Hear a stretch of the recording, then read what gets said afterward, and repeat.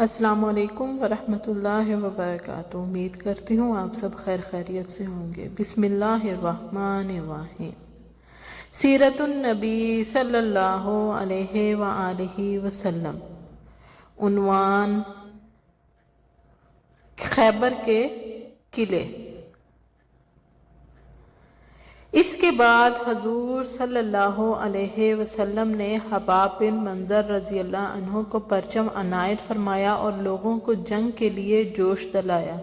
نائم نامی قلعہ میں سے جو لوگ یہودیوں میں سے جان بچا کر نکلنے میں کامیاب ہو گئے تھے وہ وہاں سے صاف نامی قلعہ میں پہنچ گئے۔ یہ فتات کے قلعوں میں سے ایک تھا۔ اس قلعہ کا محاصرہ 2 دن تک جاری رہا۔ قلعہ میں یہودیوں کے 500 جان باز تھے۔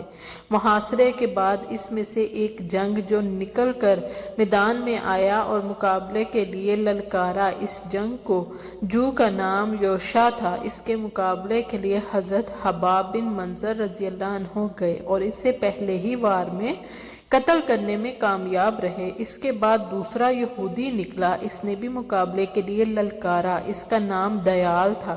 اس کے مقابلے کے لیے حضرت عمارو بن عقبہ غفاری رضی اللہ عنہ نکلے۔ انہوں نے ایک دم دیال کی کھوپڑی پر وار کر دیا اور بولے، لے سنبھال، میں ایک غفاری ہوں۔ دیال پہلے ہی وار میں ڈھیر ہو گیا۔ اب یہودیوں نے زبردست حملہ کیا۔ اس کے نتیجے میں مسلمانوں کو پسپا ہونا پڑا اور وہ ادھر ادھر بکھرتے چلے گئے۔ یہودی آگے بڑھتے رہے یہاں تک کہ وہ رسول اللہ صلی اللہ علیہ وسلم کے پاس پہنچ گئے۔ نبی اکرم صلی اللہ علیہ وسلم اس وقت گھوڑے سے اتر کر نیچے کھڑے تھے۔ اس حالت میں حضرت حباب بن منظر رضی اللہ عنہ پوری طرح ثابت قدم رہے اور جم کر لڑتے رہے۔ رسول اکرم صلی اللہ علیہ وسلم نے مسلمانوں کو پکارا اور جوش دلایا تو وہ پلٹ کر یہودیوں پر حملہ آور ہوئے۔ انہوں نے یہودیوں پر ایک بھرپور حملہ کیا۔ حضرت حباب بن منظر رضی اللہ عنہ نے دشمن پر زبردست یلغار کی۔ یہودی اس حملے کی تاب نہ لے سکے اور تیزی سے پسپا ہوئے، یہاں تک کہ اپنی حویلیوں تک پہنچ گئے اور اندر گھستے ہی انہوں نے دروازے بند کر لیے۔ اب مسلمانوں نے یلغار کی اور یہودیوں کو قتل کرنے لگے، ساتھ میں انہیں گرفتار کرنے لگے۔ آخر قلعہ فتح ہو گیا۔ اس قلعے میں مسلمانوں کے بڑے پیمانے پر گیہوں، کھجوریں، کھیر، شہد، شکر، زیتون کا تیل اور چربی ہاتھ آئی۔ یہاں سے مسلمانوں کو بہت سا جنگی سامان بھی ہاتھ لگا۔ اس میں منجنیق، زرہیں، تلواریں وغیرہ شامل تھیں۔ اس قلعے سے جو یہودی جان بچا کر بھاگ نکلنے میں کامیاب ہوئے وہ قلعہ نامی میں پناہ لی۔ یہ قلعہ ایک پہاڑ کی چوٹی پر تھا۔ مسلمانوں نے اس میں محاصرہ کر لیا۔ ابھی محاصرے کو 3 دن گزرے تھے کہ یہودی آپ کے پاس آیا اور بولا، اے ابو القاسم، آپ اگر میری جان بخشی کر دیں میں آپ کو ایک ایسی اہم خبریں دوں گا کہ آپ اطمینان سے قلعہ فتح کر لیں گے، ورنہ اگر اس قلعے کو 1 مہینے تک محاصرہ کیے رہے تو بھی اس کو فتح نہیں کر سکیں گے، کیونکہ اس قلعہ میں زمین دوز نہریں ہیں۔ وہ لوگ رات کو نکل کر نہروں میں سے ضرورت کا پانی لے لیتے ہیں۔ اب اگر آپ ان کا پانی بند کر دیں تو یہ لوگ آسانی سے شکست مان لیں گے۔ آپ نے اسے امان دے دی۔ اس کے بعد اس کے ساتھ ان نہروں پر تشریف لے گئے اور یہودیوں کا پانی بند کر دیا۔ اب یہودی قلعہ سے باہر نکلنے پر مجبور ہو گئے۔ خون ریز جنگ ہوئی اور آخر کار یہود شکست کھا گئے اور اس طرح مسلمانوں نے فتات کے 3 حصے فتح کر لیے۔ اب وہ شک کے قلعوں کی طرف بڑھے۔ اس میں بھی کئی قلعہ تھے۔ مسلمان سب سے پہلے قلعہ ابی کی طرف بڑھے۔ یہاں زبردست جنگ ہوئی۔ سب سے پہلے یہودیوں میں سے ایک جنگجو جو باہر نکلا، اس کا نام غزوال تھا۔ اس نے مسلمانوں کو مقابلے کی دعوت دی۔ اس کی للکار پر حضرت حباب بن منظر آگے آئے۔ انہوں نے نزدیک پہنچتے ہی غزوال پر حملہ کر دیا۔ پہلے ہی وار میں اس کا دایاں ہاتھ کلائی پر سے کٹ گیا۔ وہ زخمی ہو کر واپس بھاگا۔ حضرت حباب رضی اللہ عنہ نے اس کا پیچھا کیا اور بھاگتے بھاگتے دوسرا وار کیا۔ یہ وار غزوال کی ایڑی پر لگا۔ زخم کھا کر وہ گرا۔ اسی وقت حباب رضی اللہ عنہ نے اس کا کام تمام کر دیا۔ اس وقت ایک اور یہودی مقابلے کے لیے نکلا، اس کے مقابلے میں ایک اور مسلمان آئے لیکن وہ اس کے ہاتھوں شہید ہو گئے۔ یہودی اپنی جگہ کھڑا رہا۔ اس مرتبہ اس کے مقابلے کے لیے مسلمانوں میں سے حضرت ابو دجانہ رضی اللہ عنہ نکلے اور نزدیک پہنچتے ہی اس پر حملہ آور ہوئے۔ پہلے وار پہ انہوں نے اس کا پاؤں کاٹ ڈالا، دوسرے وار میں اس کا کام تمام کر دیا۔ پھر کسی یہودی نے میدان میں آ کر مسلمانوں کو نہ للکارا۔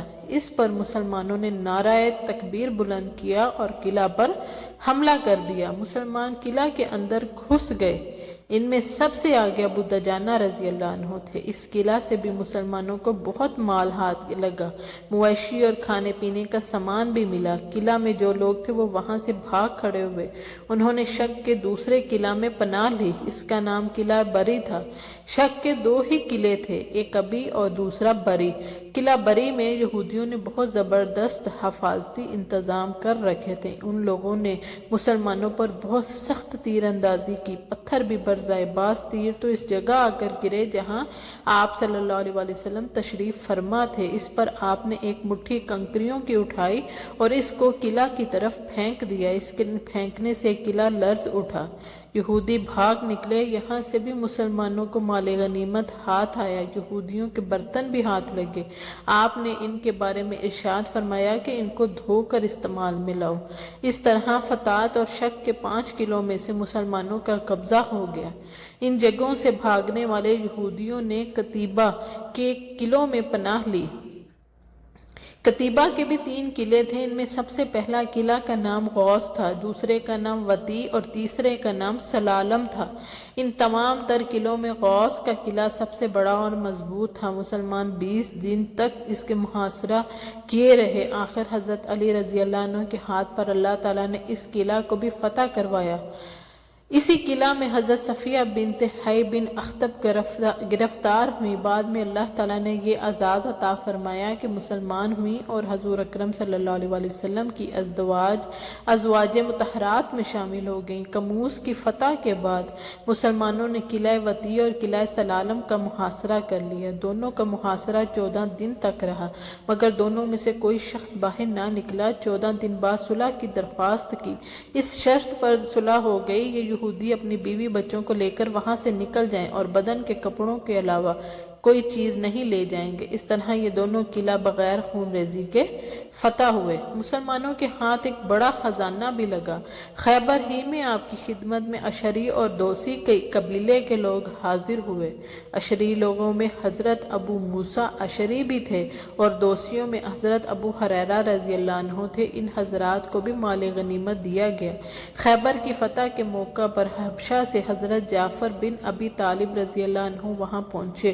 انہوں نے مکہ سے حبشہ کی طرف ہجرت کی۔ یہ اس موقع پر وہاں لوٹے تھے۔ آپ انہیں دیکھ کر بہت خوش ہوئے، کھڑے ہو کر ان کا استقبال کیا، ان کی پیشانی پر بوسہ دیا۔ اس پر آپ صلی اللہ علیہ وسلم نے ارشاد فرمایا، اللہ کی قسم میں نہیں جانتا مجھے خیبر کی فتح کی زیادہ خوشی ہے یا جعفر کے آنے پر زیادہ خوشی ہے۔ اس وقت جعفر رضی اللہ عنہ کے ساتھ حبشہ کے رہنے والے بہت سے لوگ بھی تھے۔ آپ صلی اللہ علیہ وسلم نے انہیں سورہ یاسین پڑھ کر سنائی۔ ان کو سن کر یہ لوگ رو پڑے اور ایمان لے آئے۔ حضور اکرم صلی اللہ علیہ وسلم نے ان کی زبردست خاطر تواضع فرمائی اور فرمایا، ان لوگوں نے میرے صحابہ کی بہت عزت افزائی کی تھی۔ مطلب یہ تھا کہ جب مکہ کے مشرکوں نے مسلمانوں پر ظلم ڈھائے تھے تو بہت سے مسلمان حبشہ کی طرف سے ہجرت کر گئے تھے، اس وقت وہاں ان کی بہت عزت افزائی ہوئی تھی۔ حبشہ سے جو لوگ آئے تھے ان میں حضرت ام حبیبہ بنت ابو سفیان رضی اللہ عنہا بھی تھی۔ ام حبیبہ رضی اللہ عنہا آپ صلی اللہ علیہ وسلم کی ازواج مطہرات میں شامل تھیں۔ حبشہ میں رہتے ہوئے ان کا نکاح آپ صلی اللہ علیہ وسلم سے ہوا تھا۔ مکہ سے دوسری ہجرت کے موقع پر انہوں نے حبشہ کی طرف ہجرت کی تھی۔ اس وقت ان کا پہلا خاوند عبداللہ بن حجش ساتھ تھا، لیکن حبشہ پہنچ کر وہ مرتد ہو گیا تھا۔ اس نے عیسائی مذہب قبول کر لیا تھا اور اسی حالت میں مر گیا تھا، جبکہ ام حبیبہ رضی اللہ عنہا اسلام پر قائم رہی تھی۔ 7 ہجری محرم کے مہینے میں اللہ کے رسول صلی اللہ علیہ وسلم نے حضرت عمرو بن امیہ خمری رضی اللہ عنہ کو نجاشی کے پاس بھیجا تھا تاکہ وہ ام حبیبہ رضی اللہ عنہا کا نکاح آپ سے کر دیں۔ چنانچہ یہ نکاح نجاشی نے پڑھایا تھا۔ اس نکاح سے پہلے حضرت ام حبیبہ رضی اللہ عنہا نے ایک خواب دیکھا تھا، اس میں انہیں کوئی پکارنے والا ام المؤمنین کہہ کر پکار رہا تھا۔ اس سے ام حبیبہ رضی اللہ عنہا گھبرا سی گئیں۔ جب انہیں آپ صلی اللہ علیہ وسلم کی طرف سے نکاح کا پیغام ملا تو تب انہیں اس کی تعبیر معلوم ہوئی۔ ان کا مہر بھی شاہ نجاشی کی طرف سے ادا کیا گیا، شادی کا کھانا بھی انہی کی طرف سے کھلایا گیا۔ نجاشی کی جس کنیز کے ذریعے یہ سارے معاملات طے کیے وہ کنیز بھی اللہ کے رسول پر ایمان لے آئی، اور انہوں نے اپنے ایمان لانے کا پیغام حضرت ام حبیبہ رضی اللہ عنہ کے ذریعے آپ رسول کریم صلی اللہ علیہ وسلم کو بھیجا تھا۔ آپ کو جب اس کنیز کا پیغام ملا تو آپ مسکرائے اور فرمایا اس پر سلامتی ہو۔ جزاک اللہ خیر۔ ویڈیو پسند آئے تو لائک اینڈ شیئر ضرور